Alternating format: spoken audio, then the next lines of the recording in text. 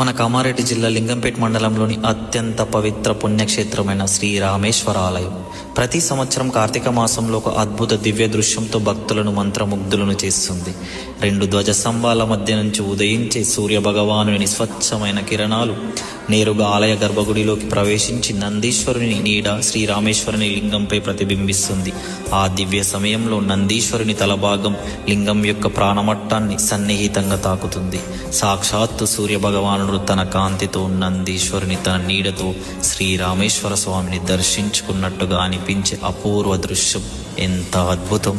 ఈ దివ్య సంఘటన కేవలం కార్తీక మాసంలోనే జరుగుతుంది అంట. ఇది ఒక దైవ సాక్షాత్కారానికి రూపం. సూర్యనంది సంయోగ సమయమున శ్రీరామేశ్వర దర్శనముకు మానవ జన్మ సార్థకత. ఓం శ్రీరామేశ్వరాయ నమః.